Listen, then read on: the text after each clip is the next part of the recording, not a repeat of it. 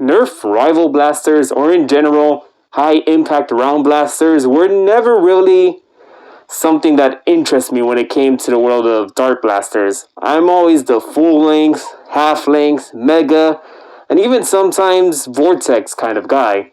I never found a use for the HIRs or rival rounds in general because, well, they're good for the first 30 feet, but after a while they just fly wherever the wind takes them.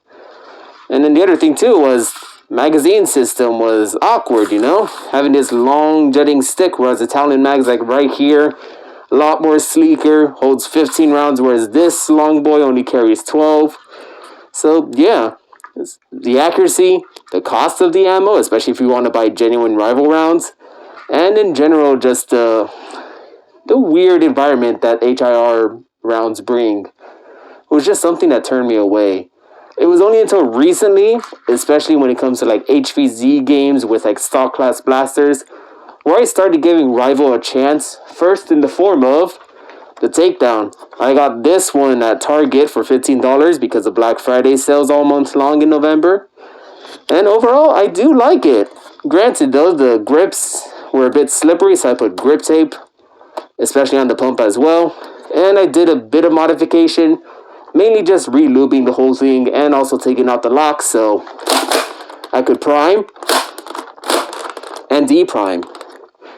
But I guess that would have been the end of my quest for rival. I'm pretty much satisfied with the takedown as is. I might paint it blue because blue team for life, but that's all I could really think about at the moment for rival blasters in general. That is, of course, until I came across this guy at Burlington on a clearance sale of $25. This is the rival Hera. It doesn't come with this airsoft sight. I got this at Walmart for $12. But this blaster in general has really opened up the world of rival to me.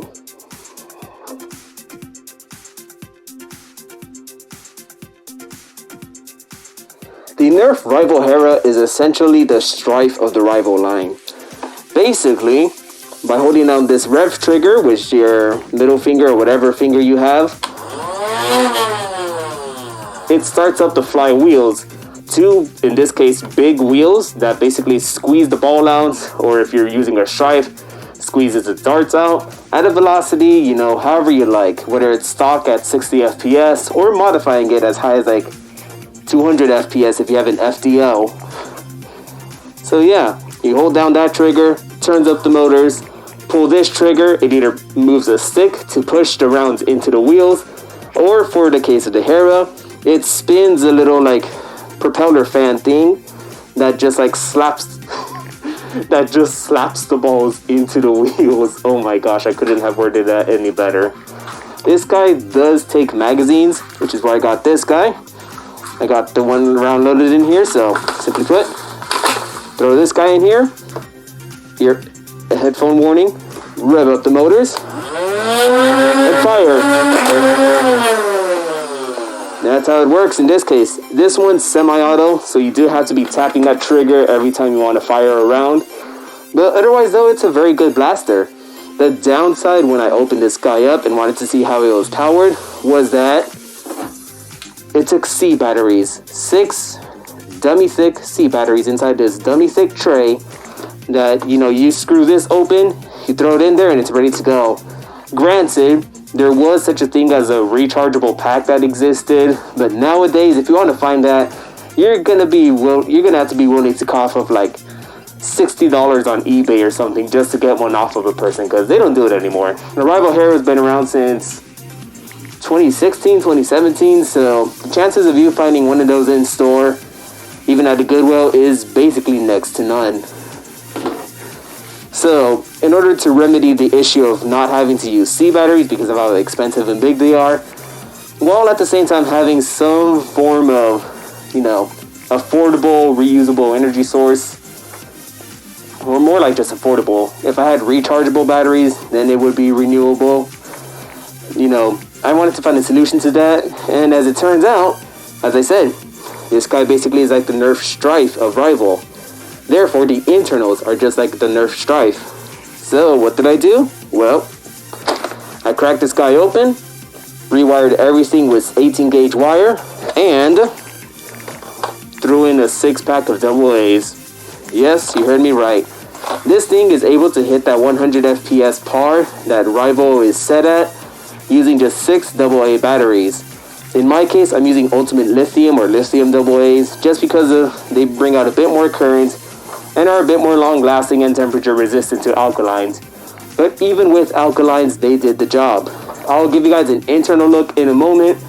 But overall, yeah, that's basically how I brought this guy down in weight, up in affordability, and up in power even. Sometimes hitting 110 on a good shot. But yeah, it's an amazing blaster.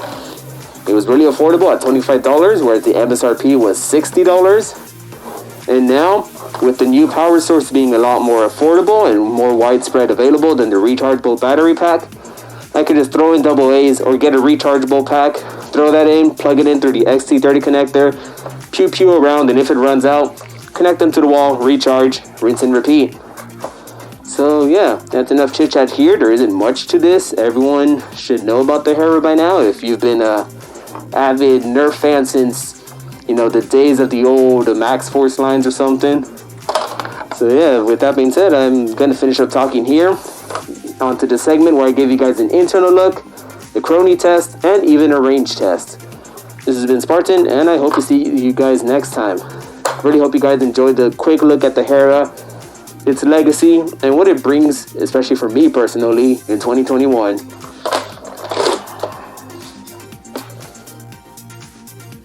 Alright, and so we're inside of the Hera. It's relatively easy to open since the grip and the rear guard area is separate from the white shell. So if you ever want to paint your grip, the shell, or both, then you could easily separate them apart. Now then, let's take a look into the beating heart and what I did to it. It's relatively straightforward. I just want to show a visual representation for those who've never even done a strife. The outer terminals, let me see if I can get under better lighting, there we go. The outer terminals, which are wired up with black wire, are the negative leads, whereas the blue wires that are more on the center terminals just next to the trigger are the positive leads. As you can tell, the negatives are wired from the outside, the positives from the inside, and then from there the negative wire ends up going straight to the XT30 connector, which connects to my AA battery pack, whereas the blue one, first of all, goes to the switch, which I have stock because this wasn't meant to be a performance mod, just a quality of life one, whereas instead of using C batteries, which are bulky and expensive and heavy, I could use AA batteries, which are lighter, a lot more affordable. I could buy 6 packs of 16 for $5 at any time where I live. So yeah, from there, obviously from the leads to the motors, we send the first positive lead all the way on over to focus. Here we go. Yep. We send the first positive lead from the motors over to the C terminal or the COM terminal. And then from there, the wire that will go to the battery connection, the XT30 connector, goes from the normally open, or NO, over to the XT30 connector. So yeah, this system is actually relatively straightforward. If you've done a strife before, or if you've ever seen a diagram, that's how it works.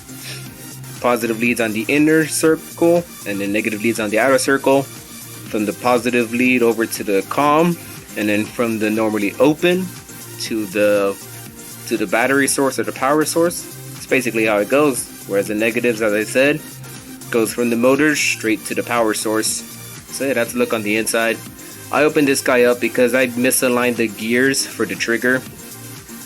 That's how this thing works. You pull the trigger, the gears flip around the fan, which pushes the ball into the flywheels and out the barrel. So yeah, there you go. There's a look inside and what I did to rewire it. If I wanted to use 2S LiPo, I will need to replace this switch with like a genuine cherry one that could handle the current. But for now, with 6 AA batteries, it's good enough with the stock switch. I don't see it burning out soon since it's still running on the 9 volts that the C provides.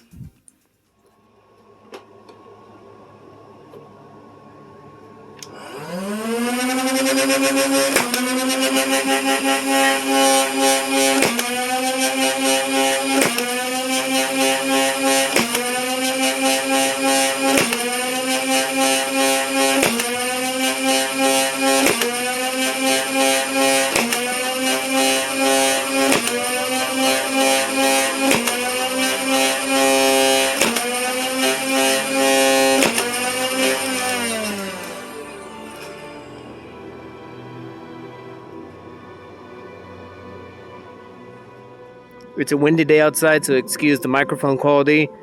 I actually bought myself a 100-foot tape measure, so the end will be all the way over there. It's actually before the curve, so a lot of my blaster range predictions in my Spectrum and Raven and other videos were actually off by a few feet.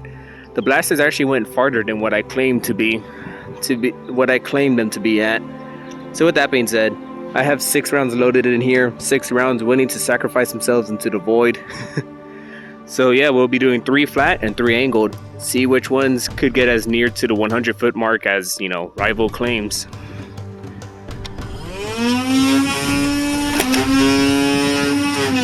That one was around 70.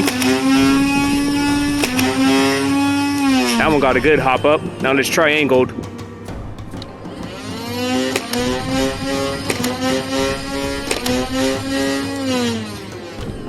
Alright. Apart from the bounce, I was able to see with my own eyes where they first dropped. Starting for the flat shots, they reached up until like the 75 to the 80-foot mark really, before dropping down or getting blown away by the wind. As for the angled shots, well, they actually went past 100, but that's because the wind's blowing in the same direction. But yeah, they made it to the 100 mark before the wind took them all the way over across the little like area over here. So yeah, as I said, getting good rival range on 6AA's rather than breaking the bank for an eBay rechargeable pack or 6C batteries.